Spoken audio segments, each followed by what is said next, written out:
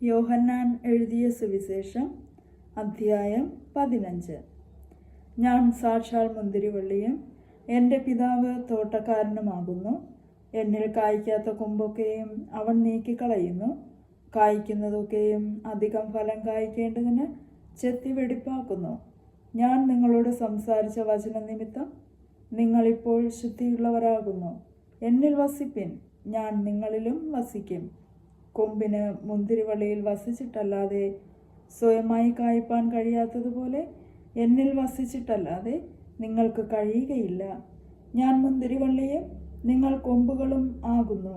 ഒരുത്തൻ എന്നിലും ഞാൻ അവനിലും വസിക്കുന്നു എങ്കിൽ അവൻ വളരെ ഫലം കായ്ക്കും. എന്നെ പിരിഞ്ഞ് നിങ്ങൾക്ക് ഒന്നും ചെയ്യുവാൻ കഴിയുകയില്ല.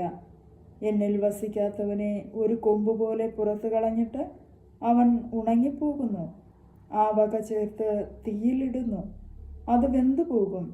നിങ്ങൾ എന്നിലും എൻ്റെ വചനം നിങ്ങളിലും വസിച്ചാൽ നിങ്ങൾ ഇച്ഛിക്കുന്നത് എന്തെങ്കിലും അപേക്ഷിപ്പിൻ, അത് നിങ്ങൾക്ക് കിട്ടും.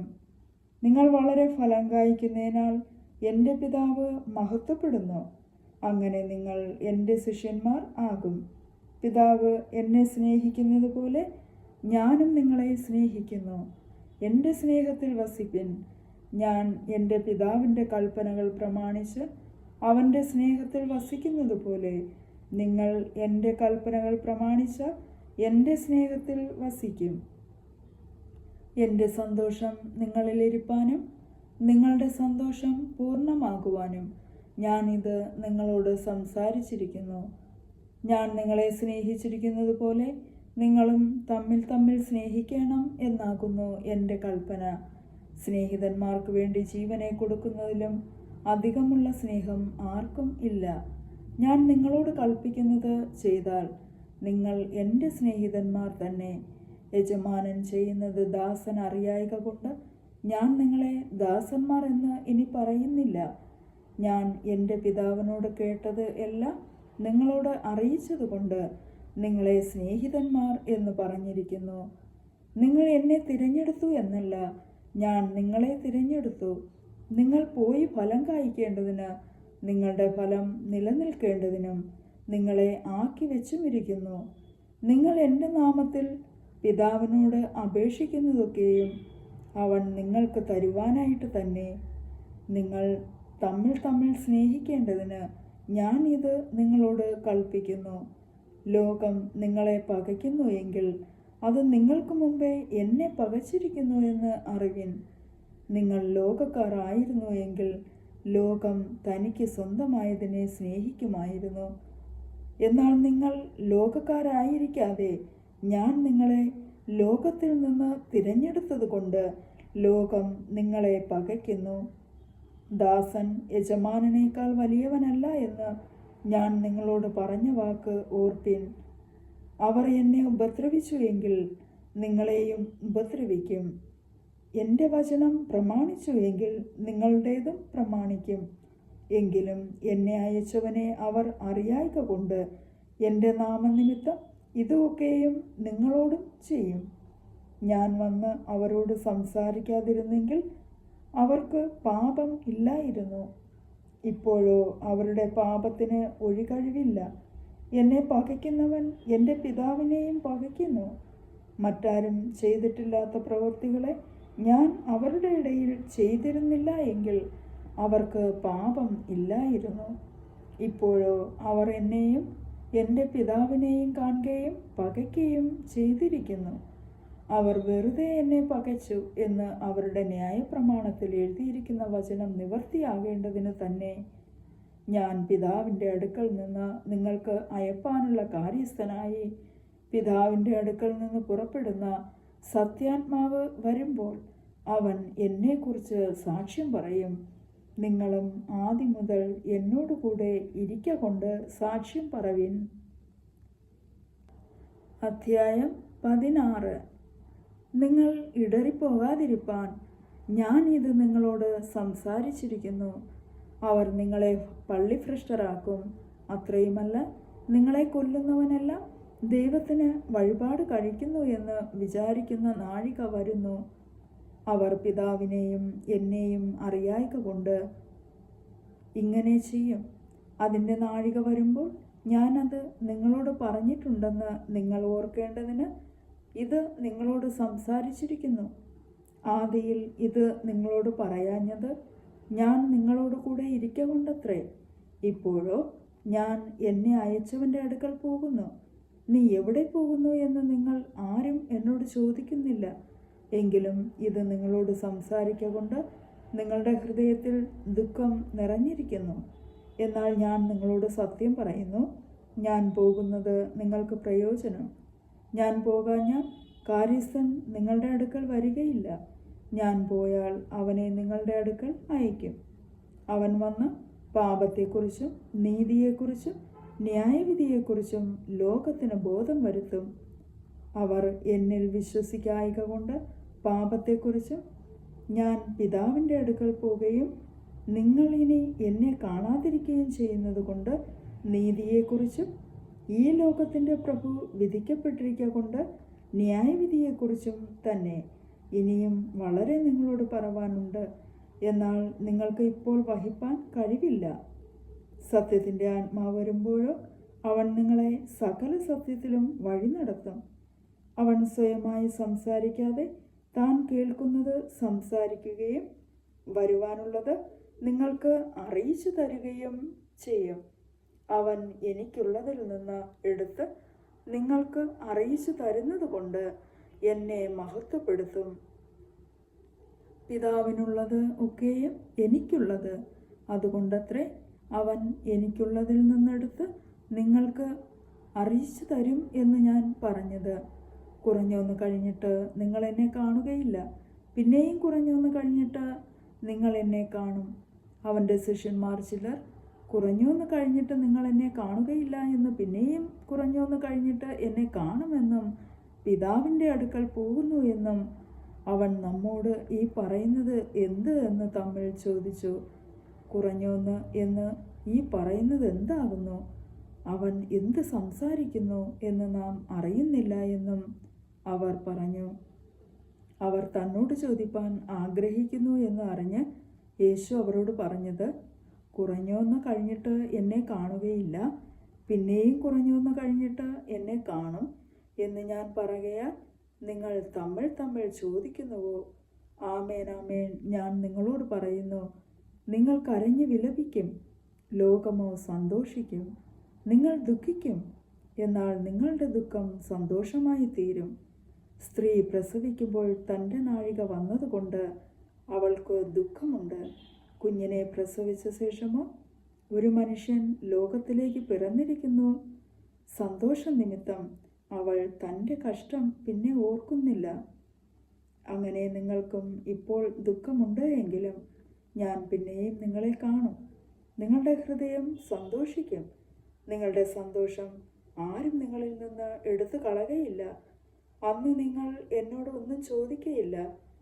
ആമേൻ ആമേൻ ഞാൻ നിങ്ങളോട് പറയുന്നു, നിങ്ങൾ പിതാവിനോട് അപേക്ഷിക്കുന്നതൊക്കെയും അവൻ എൻ്റെ നാമത്തിൽ നിങ്ങൾക്ക് തരും. ഇന്ന് വരെ നിങ്ങൾ എൻ്റെ നാമത്തിൽ ഒന്നും അപേക്ഷിച്ചിട്ടില്ല.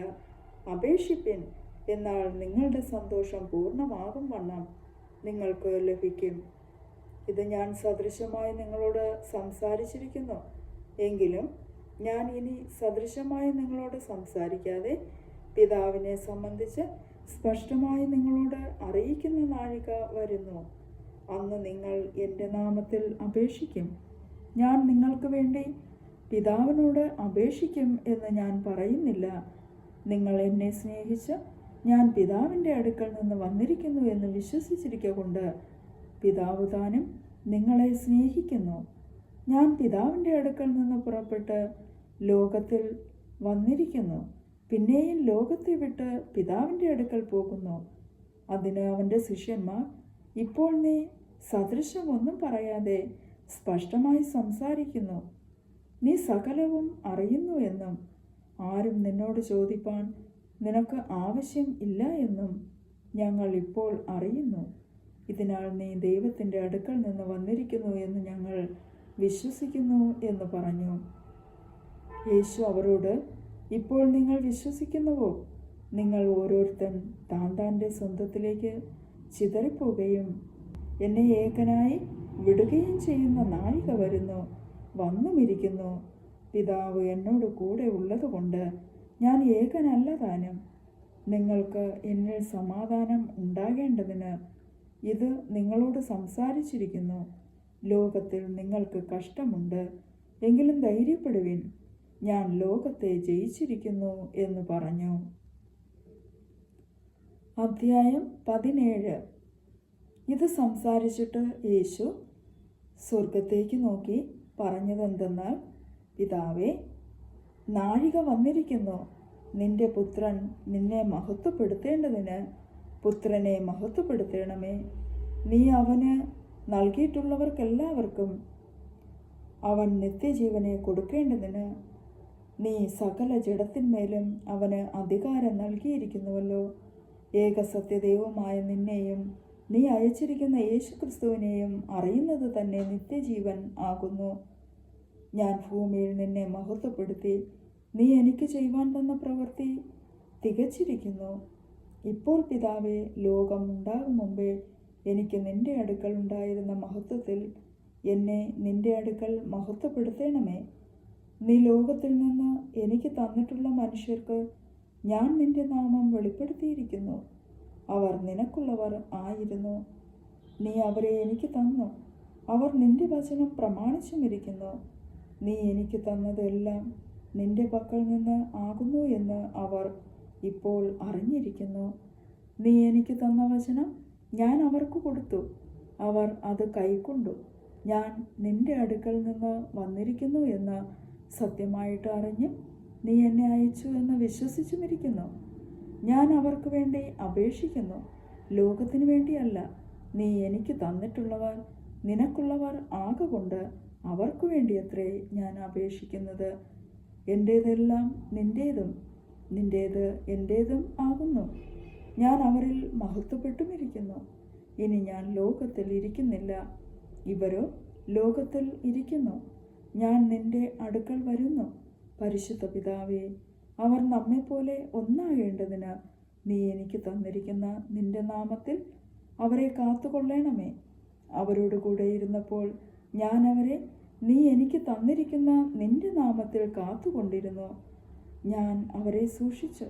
തിരുവെഴുത്തിന് നിവൃത്തി വരേണ്ടതിന് ആ നാശയോഗ്യനല്ലാതെ അവരിൽ ആരും നശിച്ചു പോയിട്ടില്ല. ഇപ്പോഴോ ഞാൻ നിന്റെ അടുക്കൽ വരുന്നു. എൻ്റെ സന്തോഷം അവർക്ക് ഉള്ളിൽ പൂർണ്ണമാകേണ്ടതിന് ഇത് ലോകത്തിൽ വെച്ച് സംസാരിക്കുന്നു. ഞാൻ അവർക്ക് നിന്റെ വചനം കൊടുത്തിരിക്കുന്നു. ഞാൻ ലൗകികനല്ലാത്തതുപോലെ അവരും ലൗകികന്മാരല്ലായതുകൊണ്ട് ലോകം അവരെ പകച്ചു. അവരെ ലോകത്തിൽ നിന്ന് എടുക്കണമെന്നല്ല, ദുഷ്ടന്റെ കയ്യിൽ അകപ്പെടാതെ വണ്ണം അവരെ കാത്തുകൊള്ളണം എന്നത്രേ ഞാൻ അപേക്ഷിക്കുന്നത്. ഞാൻ ലൗകികനല്ലാത്തതുപോലെ അവരും ലൗകികന്മാരല്ല. സത്യത്താൽ അവരെ വിശുദ്ധീകരിക്കണമേ. നിന്റെ വചനം സത്യമാകുന്നു. നീ എന്നെ ലോകത്തിലേക്ക് അയച്ചതുപോലെ ഞാൻ അവരെയും ലോകത്തിലേക്ക് അയച്ചിരിക്കുന്നു. അവരും സാക്ഷാൽ വിശുദ്ധീകരിക്കപ്പെട്ടവർ ആകേണ്ടതിന് ഞാൻ അവർക്ക് വേണ്ടി എന്നെ തന്നെ വിശുദ്ധീകരിച്ചിരിക്കുന്നു. ഇവർക്ക് വേണ്ടി മാത്രമല്ല, ഇവരുടെ വചനത്താൽ എന്നിൽ വിശ്വസിപ്പാനിരിക്കുന്നവർക്ക് വേണ്ടിയും ഞാൻ അപേക്ഷിക്കുന്നു. നീ എന്നെ അയച്ചിരിക്കുന്നു എന്ന് ലോകം വിശ്വസിപ്പാൻ അവർ എല്ലാവരും ഒന്നാകേണ്ടതിന് പിതാവേ, നീ എന്നിലും ഞാൻ നിന്നിലും ആകുന്നതുപോലെ അവരും നമ്മിലാകേണ്ടതിന് തന്നെ. നീ എനിക്ക് തന്നിട്ടുള്ള മഹത്വം ഞാൻ അവർക്ക് കൊടുത്തിരിക്കുന്നു. നീ എന്നെ അയച്ചിരിക്കുന്നു എന്നും നീ എന്നെ സ്നേഹിക്കുന്നത് പോലെ അവരെയും സ്നേഹിക്കുന്നു എന്നും ലോകം അറിവാൻ നാം ഒന്നായിരിക്കുന്നത് പോലെ അവരും ഒന്നാകേണ്ടതിന് ഞാൻ അവരിലും നീ എന്നിലുമായി അവർ ഐക്യത്തിൽ തികഞ്ഞവരായിരിക്കേണ്ടതിന് തന്നെ. പിതാവേ, നീ ലോകസ്ഥാപനത്തിനു മുമ്പേ എന്നെ സ്നേഹിച്ചിരിക്കൊണ്ട് എനിക്ക് നൽകിയ മഹത്വം നീ എനിക്ക് തന്നിട്ടുള്ളവർ കാണേണ്ടതിന് ഞാൻ ഇരിക്കുന്ന ഇടത്ത് അവരും എന്നോട് കൂടെ ഇരിക്കണമെന്ന് ഞാൻ ഇച്ഛിക്കുന്നു. നീതിയുള്ള പിതാവേ, ലോകം നിന്നെ അറിഞ്ഞിട്ടില്ല, ഞാനോ നിന്നെ അറിഞ്ഞിരിക്കുന്നു. നീ എന്നെ അയച്ചിരിക്കുന്നു എന്ന് ഇവരും അറിഞ്ഞിരിക്കുന്നു. നീ എന്നെ സ്നേഹിക്കുന്ന സ്നേഹം അവരിലാകുവാനും ഞാൻ അവരിലാകുവാനും ഞാൻ നിന്റെ നാമം അവർക്ക് വെളിപ്പെടുത്തിയിരിക്കുന്നു, ഇനിയും വെളിപ്പെടുത്തും. അധ്യായം 18. ഇത് പറഞ്ഞിട്ട് യേശു ശിഷ്യന്മാരുമായി കെദ്രോൻ തോട്ടിന് അക്കരയ്ക്ക് പോയി. അവിടെ ഒരു തോട്ടമുണ്ടായിരുന്നു. അതിൽ അവനും ശിഷ്യന്മാരും കടന്നു. അവിടെ യേശു പലപ്പോഴും ശിഷ്യന്മാരോട് കൂടെ പോയിരുന്നത് കൊണ്ട് അവനെ കാണിച്ചു കൊടുത്ത യൂദയും ആ സ്ഥലം അറിഞ്ഞിരുന്നു. അങ്ങനെ യൂദ പട്ടാളത്തെയും മഹാപുരോഹിതന്മാരും പരീശന്മാരും അയച്ച ചേവകരെയും കൂട്ടിക്കൊണ്ട് തീപ്പട്ടിപ്പന്തങ്ങളും ആയുധങ്ങളുമായി അവിടെ വന്നു. യേശു തനിക്ക് നേരിടുവാനുള്ളത് എല്ലാം അറിഞ്ഞ് പുറത്തു ചെന്ന്, നിങ്ങൾ ആരെ തിരയുന്നു എന്ന് അവരോട് ചോദിച്ചു. നസറേയനായ യേശുവിനെ എന്ന് അവർ ഉത്തരം പറഞ്ഞപ്പോൾ, അത് ഞാൻ തന്നെ എന്ന് യേശു പറഞ്ഞു. അവനെ കാണിച്ചു കൊടുക്കുന്ന യൂദയും അവരോട് കൂടെ നിന്നിരുന്നു. ഞാൻ തന്നെ എന്ന് അവരോട് പറഞ്ഞപ്പോൾ അവർ പിൻവാങ്ങി നിലത്ത് വീണു.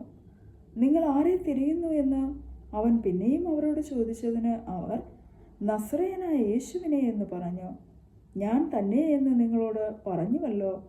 എന്നെ ആകുന്നു തിരയുന്നതെങ്കിൽ ഇവർ പൊയ്ക്കൊള്ളട്ടെ എന്ന് യേശു ഉത്തരം പറഞ്ഞു. നീ എനിക്ക് തന്നവരിൽ ആരും നഷ്ടമായി പോയിട്ടില്ല എന്ന് അവൻ പറഞ്ഞ വാക്കിന് ഇതിനാൽ നിവർത്തി വന്നു. ശിമോൻ പത്രോസ് തനിക്കുള്ള വാളൂരി മഹാപുരോഹിതന്റെ ദാസനെ വെട്ടി അവൻ്റെ വലതു കാത് അറുത്തു കളഞ്ഞു. ആ ദാസന് മൽക്കോസ് എന്നു പേർ.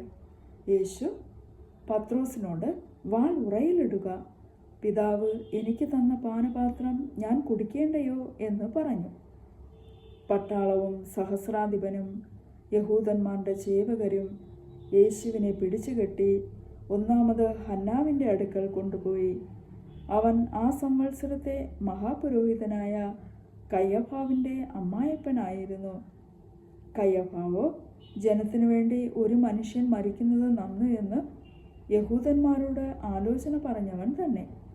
ശിമോൻ പത്രോസും മറ്റൊരു ശിഷ്യനും യേശുവിൻ്റെ പിന്നാലെ ചെന്നു. ആ ശിഷ്യൻ മഹാപുരോഹിതന് പരിചയമുള്ളവനാകയാൽ യേശുവിനോട് കൂടെ മഹാപുരോഹിതൻ്റെ നടുമുറ്റത്ത് കടന്നു. പത്രോസ് വാതിൽക്കൽ പുറത്തു നിൽക്കുമ്പോൾ മഹാപുരോഹിതന് പരിചയമുള്ള മറ്റു ശിഷ്യൻ പുറത്തു വന്ന് വാതിൽ കാവൽക്കാരത്തിയോട് പറഞ്ഞു, പത്രോസിനെ അകത്തു കയറ്റി. വാതിൽ കാക്കുന്ന ബാല്യക്കാരത്തി പത്രോസിനോട്, നീയും ഈ മനുഷ്യൻ്റെ ശിഷ്യന്മാരിൽ ഒരുവനോ എന്ന് ചോദിച്ചു. അല്ല എന്ന് അവൻ പറഞ്ഞു. അന്ന് കുളിരാക കൊണ്ട് ദാസന്മാരും ചേവകന്മാരും കനൽ കൂട്ടി തീ കാഞ്ഞുകൊണ്ടിരുന്നു. പത്രോസും അവരോട് കൂടെ തീ കാഞ്ഞുകൊണ്ട് നിന്നു. മഹാപുരോഹിതൻ യേശുവിനോട് അവൻ്റെ ശിഷ്യന്മാരെയും ഉപദേശത്തെയും കുറിച്ച് ചോദിച്ചു. അതിന് യേശു, ഞാൻ ലോകത്തോട് പരസ്യമായി സംസാരിച്ചിരിക്കുന്നു. പള്ളിയിലും എല്ലാ യഹൂദന്മാരും കൂടുന്ന ദേവാലയത്തിലും ഞാൻ എപ്പോഴും ഉപദേശിച്ചു. രഹസ്യമായി ഒന്നും സംസാരിച്ചിട്ടില്ല. നീ എന്നോട് ചോദിക്കുന്നത് എന്ത്? ഞാൻ സംസാരിച്ചത് എന്തെന്ന് കേട്ടവരോട് ചോദിക്ക. ഞാൻ പറഞ്ഞത് അവർ അറിയുന്നു എന്ന് ഉത്തരം പറഞ്ഞു. അവൻ ഇങ്ങനെ പറയുമ്പോൾ ചേവകരിൽ അരികെ നിന്ന ഒരുത്തൻ മഹാപുരോഹിതനോട്, ഇങ്ങനെയോ ഉത്തരം പറയുന്നത് എന്ന് പറഞ്ഞ് യേശുവിൻ്റെ കന്നത്ത് ഒന്നടിച്ചു.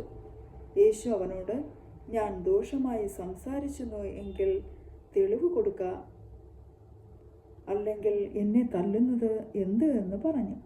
ഹന്നാവ് അവനെ കെട്ടപ്പെട്ടവനായി മഹാപുരോഹിതനായ കയ്യഫാവിൻ്റെ അടുക്കൽ അയച്ചു.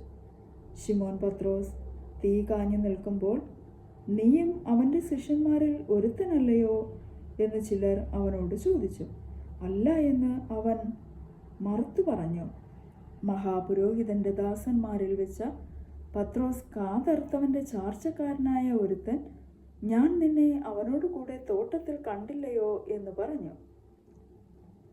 പത്രോസ് പിന്നെയും മറുത്തു പറഞ്ഞു. ഉടനെ കോഴി കൂകി.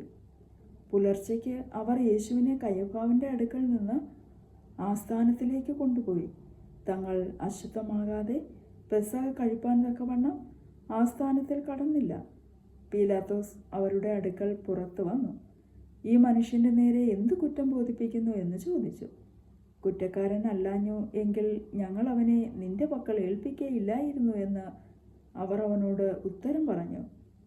പീലാത്തോസ് അവരോട്, നിങ്ങളവനെ കൊണ്ടുപോയി നിങ്ങളുടെ ന്യായപ്രമാണപ്രകാരം വിധിപ്പിൻ എന്ന് പറഞ്ഞതിന് യഹൂദന്മാർ അവനോട്, മരണശിക്ഷയ്ക്കുള്ള അധികാരം ഞങ്ങൾക്കില്ലല്ലോ എന്ന് പറഞ്ഞു. യേശു താൻ മരിപ്പാനുള്ള മരണവിധം സൂചിപ്പിച്ച വാക്കിന് ഇതിനാൽ നിവർത്തി വന്നു. പീലാത്തോസ് പിന്നെയും ആസ്ഥാനത്തിൽ ചെന്ന് യേശുവിനെ വിളിച്ചു, നീ യഹൂദന്മാരുടെ രാജാവോ എന്ന് ചോദിച്ചു. അതിന് ഉത്തരമായ യേശു, ഇത് നീ സ്വയമായി പറയുന്നതോ, മറ്റുള്ളവർ എന്നെക്കുറിച്ച് നിന്നോട് പറഞ്ഞിട്ടോ എന്ന് ചോദിച്ചു. പീലാത്തോസ് അതിന് ഉത്തരമായി, ഞാൻ യഹൂദനോ? നിന്റെ ജനവും മഹാപുരോഹിതന്മാരും നിന്നെ എൻ്റെ പക്കൽ ഏൽപ്പിച്ചിരിക്കുന്നു. നീ എന്തു ചെയ്തു എന്ന് ചോദിച്ചതിന് യേശു, എൻ്റെ രാജ്യം ഐഹികമല്ല. എൻ്റെ രാജ്യം ഐഹികം ആയിരുന്നു എങ്കിൽ എന്നെ യഹൂദന്മാരുടെ കയ്യിൽ ഏൽപ്പിക്കാതെ വണ്ണം എൻ്റെ സേവകർ പോരാടുമായിരുന്നു. എന്നാൽ എൻ്റെ രാജ്യം ഐഹികമല്ല എന്ന് ഉത്തരം പറഞ്ഞു. പീലാത്തോസ് അവനോട്, എന്നാൽ നീ രാജാവ് തന്നെയല്ലോ എന്ന് പറഞ്ഞതിന് യേശു, നീ പറഞ്ഞതുപോലെ ഞാൻ രാജാവ് തന്നെ. സത്യത്തിന് സാക്ഷി നിൽക്കേണ്ടതിന് ഞാൻ ജനിച്ചു, അതിനായി ലോകത്തിൽ വന്നുമിരിക്കുന്നു. സത്യതൽപരനായവൻ എല്ലാം എൻ്റെ വാക്ക് കേൾക്കുന്നു എന്ന് ഉത്തരം പറഞ്ഞു. പീലാത്തോസ് അവനോട്, സത്യം എന്നാൽ എന്ത് എന്ന് പറഞ്ഞു.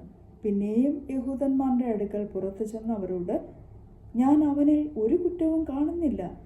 എന്നാൽ പെസഹയിൽ ഞാൻ നിങ്ങൾക്ക് ഒരുത്തനെ വിട്ടുതരിക പതിവുണ്ടല്ലോ. യഹൂദന്മാരുടെ രാജാവിനെ വിട്ടുതരുന്നത് സമ്മതമോ എന്ന് ചോദിച്ചതിന് അവർ പിന്നെയും, ഇവനെ വേണ്ട, ബറബാസിനെ മതി എന്ന് നിലവിളിച്ചു പറഞ്ഞു. ബറബാസോ കവർച്ചക്കാരൻ ആയിരുന്നു. അധ്യായം 19. അനന്തരം പീലാത്തോസ് യേശുവിനെ കൊണ്ടുപോയി വാറുകൊണ്ട് അടുപ്പിച്ചു. പടയാളികൾ മുള്ളുകൊണ്ട് ഒരു കിരീടം ഇടഞ്ഞ് അവൻ്റെ തലയിൽ വെച്ചു ധൂമ്രവസ്ത്രം ധരിപ്പിച്ചു. അവൻ്റെ അടുക്കൽ ചെന്ന്, യഹൂദന്മാരുടെ രാജാവേ, ജയ ജയ എന്ന് പറഞ്ഞു. അവനെ കന്നത്തടിച്ചു. പീലാത്തോസ് പിന്നെയും പുറത്തു വന്നു, ഞാൻ അവനിൽ ഒരു കുറ്റവും കാണുന്നില്ല എന്ന് നിങ്ങൾ അറിയേണ്ടതിന് അവനെ നിങ്ങളുടെ അടുക്കൽ ഇതാ പുറത്തു കൊണ്ടുവരുന്നു എന്ന് പറഞ്ഞു. അങ്ങനെ യേശു മുൾക്കിരീടവും ധൂമ്രവസ്ത്രവും ധരിച്ച് പുറത്തു വന്നു. പീലാത്തോസ് അവരോട്, ആ മനുഷ്യൻ ഇതാ എന്ന് പറഞ്ഞു. മഹാപുരോഹിതന്മാരും സേവകരും അവനെ കണ്ടപ്പോൾ, ക്രൂശിക്ക ക്രൂശിക്ക എന്ന് ആർത്തു വിളിച്ചു. പീലാത്തോസ് അവനോട്, നിങ്ങൾ അവനെ കൊണ്ടുപോയി ക്രൂശിപ്പിൻ, ഞാനോ അവനിൽ കുറ്റം കാണുന്നില്ല എന്ന് പറഞ്ഞു. യഹൂദന്മാർ അവനോട്, ഞങ്ങൾക്ക് ഒരു ന്യായപ്രമാണമുണ്ട്. അവൻ തന്നെത്താൻ ദൈവപുത്രനാക്കിയതുകൊണ്ട് ആ ന്യായപ്രമാണപ്രകാരം അവൻ മരിക്കേണ്ടതാകുന്നു എന്നുത്തരം പറഞ്ഞു. ഈ വാക്ക് കേട്ടിട്ട് പീലാത്തോസ് ഏറ്റവും ഭയപ്പെട്ടു. പിന്നെയും ആസ്ഥാനത്തിൽ ചെന്നു, നീ എവിടെ നിന്ന് ആകുന്നു എന്ന് യേശുവിനോട് ചോദിച്ചു. യേശു ഉത്തരം പറഞ്ഞില്ല. പീലാത്തോസ് അവനോട്, നീ എന്നോട് സംസാരിക്കുന്നില്ലയോ? എനിക്ക് നിന്നെ ക്രൂശിപ്പാൻ അധികാരമുണ്ടെന്നും നിന്നെ വിട്ടയപ്പാൻ അധികാരമുണ്ടെന്നും നീ അറിയുന്നില്ലയോ എന്ന് ചോദിച്ചതിന് യേശു അവനോട്, മേലിൽ നിന്ന് നിനക്ക് കിട്ടിയിട്ടില്ല എങ്കിൽ എൻ്റെ മേൽ നിനക്ക് ഒരു അധികാരവും ഉണ്ടാകയില്ലായിരുന്നു. അതുകൊണ്ട് എന്നെ നിന്റെ പക്കൽ ഏൽപ്പിച്ചവന് അധികം പാപമുണ്ട് എന്നുത്തരം പറഞ്ഞു. ഇത് നിമിത്തം പീലാത്തോസ് അവനെ വിട്ടയപ്പാൻ ശ്രമിച്ചു. യഹൂദന്മാരോ, നീ ഇവനെ വിട്ടയച്ചാൽ കൈസരുടെ സ്നേഹിതനല്ല, തന്നെ താൻ രാജാവാക്കുന്നവൻ എല്ലാം കൈസരോട് മത്സരിക്കുന്നുവല്ലോ എന്ന് ആർത്തു പറഞ്ഞു. ഈ വാക്ക് കേട്ടിട്ട് പീലാത്തോസ് യേശുവിനെ പുറത്തു കൊണ്ടുവന്നു. കഴുത്തളമെന്നും എബ്രായ ഭാഷയിൽ ഗബ്ബത എന്നും പേരുള്ള സ്ഥലത്ത് ന്യായാസനത്തിൽ ഇരുന്നു. അപ്പോൾ പെസഹായുടെ ഒരുക്കനാൾ ഏകദേശം 6 മണി നേരം ആയിരുന്നു. അവൻ യഹൂദന്മാരോട്, ഇതാ നിങ്ങളുടെ രാജാവ് എന്ന് പറഞ്ഞു. അവരോ, കൊന്നുകളക കൊന്നുകളക, അവനെ ക്രൂശിക്ക എന്ന് നിലവിളിച്ചു. നിങ്ങളുടെ രാജാവിനെ ഞാൻ ക്രൂശിക്കണമോ എന്ന് പീലാത്തോസ് അവരോട് ചോദിച്ചു. അതിന് മഹാപുരോഹിതൻ, ഞങ്ങൾക്ക് കൈസരല്ലാതെ മറ്റൊരു രാജാവില്ല എന്നുത്തരം പറഞ്ഞു. അപ്പോൾ അവൻ അവനെ ക്രൂശിക്കേണ്ടതിന് അവർക്ക് ഏൽപ്പിച്ചു കൊടുത്തു. അവർ യേശുവിനെ കയ്യേറ്റു. അവൻ താൻ തന്നെ ക്രൂശിനെ ചുമന്നുകൊണ്ട് എബ്രായ ഭാഷയിൽ ഗോൽഗോഥ എന്നു പേരുള്ള തലയോടിടം എന്ന സ്ഥലത്തേക്ക് പോയി. അവിടെ അവർ അവനെയും അവനോട് കൂടെ വേറെ 2 ആളുകളെയും, ഒരുത്തനെ അപ്പുറത്തും ഒരുത്തനെ ഇപ്പുറത്തും, യേശുവിനെ നടുവിലുമായി ക്രൂശിച്ചു. പീലാത്തോസ് ഒരു മേലെഴുത്തും എഴുതി ക്രൂശിന്മേൽ പതിപ്പിച്ചു. അതിൽ നസറേയനായ യേശു യഹൂദന്മാരുടെ രാജാവ് എന്ന് എഴുതിയിരുന്നു. യേശുവിനെ ക്രൂശിച്ച സ്ഥലം നഗരത്തിന് സമീപമാകയാൽ അനേകം യഹൂദന്മാർ ഈ മേലെഴുത്ത് വായിച്ചു. അത് എബ്രായ, റോമ, യവന ഭാഷകളിൽ എഴുതിയിരുന്നു. ആകയാൽ യഹൂദന്മാരുടെ മഹാപുരോഹിതന്മാർ പീലാത്തോസിനോട്, യഹൂദന്മാരുടെ രാജാവ് എന്നല്ല, ഞാൻ യഹൂദന്മാരുടെ രാജാവ് എന്ന് അവൻ പറഞ്ഞു എന്നത്രേ എഴുതേണ്ടത് എന്ന് പറഞ്ഞു. അതിന് പീലാത്തോസ്, ഞാൻ എഴുതിയത് എഴുതി എന്ന് ഉത്തരം പറഞ്ഞു. പടയാളികൾ യേശുവിനെ ക്രൂശിച്ച ശേഷം അവൻ്റെ വസ്ത്രമെടുത്ത് ഓരോ പടയാളിക്ക് ഓരോ പങ്കായിട്ട് 4 പങ്കാക്കി. അങ്കിയും എടുത്തു. അങ്കിയോ തുന്നലില്ലാതെ മേൽത്തൊട്ട് അടിയോളം മുഴുവനും നെയ്തതായിരുന്നു. ഇത് കീറരുത്, ആർക്ക് വരും എന്ന് ചീട്ടിടുക എന്ന് അവർ തമ്മിൽ പറഞ്ഞു. എൻ്റെ വസ്ത്രം അവർ പകുത്തെടുത്തു, എൻ്റെ അങ്കിക്കായി ചീട്ടിട്ടു എന്നുള്ള തിരുവെഴുത്തിന് അതിനാൽ നിവർത്തി വന്നു. പടയാളികൾ ഇങ്ങനെയൊക്കെയും ചെയ്തു. യേശുവിൻ്റെ ക്രൂശിനരികെ അവൻ്റെ അമ്മയും അമ്മയുടെ സഹോദരിയും ക്ലെയോപ്പാവിൻ്റെ ഭാര്യ മറിയയും മഗ്ദലക്കാരത്തി മറിയയും നിന്നിരുന്നു. യേശു തൻ്റെ അമ്മയും താൻ സ്നേഹിച്ച ശിഷ്യനും നിൽക്കുന്നത് കണ്ടിട്ട്, സ്ത്രീയെ, ഇതാ നിന്റെ മകൻ എന്ന് അമ്മയോട് പറഞ്ഞു. പിന്നെ ശിഷ്യനോട്, ഇതാ നിന്റെ അമ്മ എന്നും പറഞ്ഞു. ആ നാഴിക മുതൽ ആ ശിഷ്യൻ അവളെ തൻ്റെ വീട്ടിൽ കൈക്കൊണ്ടു. അതിൻ്റെ ശേഷം സകലവും തികഞ്ഞിരിക്കുന്നു എന്ന് യേശു അറിഞ്ഞിട്ട് തിരുവെഴുത്ത് നിവർത്തിയാകും വണ്ണം, എനിക്ക് ദാഹിക്കുന്നു എന്ന് പറഞ്ഞു. അവിടെ പുളിച്ച വീഞ്ഞ് നിറഞ്ഞൊരു പാത്രം വെച്ചിട്ടുണ്ടായിരുന്നു. അവർ ഒരു സ്പോങ് പുളിച്ച വീഞ്ഞ് നിറച്ച് ഈസോപ്പ് തണ്ടിന്മേലാക്കി അവൻ്റെ വായോട് അടുപ്പിച്ചു. യേശു പുളിച്ച വീഞ്ഞ് കുടിച്ച ശേഷം നിവൃത്തിയായി എന്ന് പറഞ്ഞ് തലചായ്ച്ച് ആത്മാവിനെ ഏൽപ്പിച്ചു കൊടുത്തു. അന്ന് ഒരുക്കനാളും ആ ശബത്ത് നാൾ വലിയതും ആകൊണ്ട് ശരീരങ്ങൾ ശബത്തിൽ ക്രൂശിന്മേൽ ഇരിക്കരുത് എന്ന് വെച്ച് അവരുടെ കാൽ ഒടിച്ച് എടുപ്പിക്കണം എന്ന് യഹൂദന്മാർ പീലാത്തോസിനോട് അപേക്ഷിച്ചു. ആകയാൽ പടയാളികൾ വന്ന് ഒന്നാമത്തവൻ്റെയും അവനോട് കൂടെ ക്രൂശിക്കപ്പെട്ട മറ്റവൻ്റെയും കാൽ ഒടിച്ചു. അവർ യേശുവിൻ്റെ അടുക്കൽ വന്നു. അവൻ മരിച്ചുപോയി എന്ന് കാണുകയാൽ അവൻ്റെ കാൽ ഒടിച്ചില്ല. എങ്കിലും പടയാളികളിൽ ഒരുത്തൻ കുന്തം കൊണ്ട് അവൻ്റെ വിലാപ്പുറത്ത് കുത്തി. ഉടനെ രക്തവും വെള്ളവും പുറപ്പെട്ടു. ഇത് കണ്ടവൻ സാക്ഷ്യം പറഞ്ഞിരിക്കുന്നു. അവൻ്റെ സാക്ഷ്യം സത്യം ആകുന്നു. നിങ്ങളും വിശ്വസിക്കേണ്ടതിന് താൻ സത്യം പറയുന്നു എന്ന് അവൻ അറിയുന്നു. അവൻ്റെ ഒരു അസ്ഥിയും ഒടിഞ്ഞു പോകുകയില്ല എന്നുള്ള തിരുവെഴുത്ത് നിവർത്തിയാകേണ്ടതിന് ഇത് സംഭവിച്ചു. അവർ കുത്തിയവങ്കലേക്ക് നോക്കും എന്ന് മറ്റൊരു തിരുവെഴുത്തും പറയുന്നു.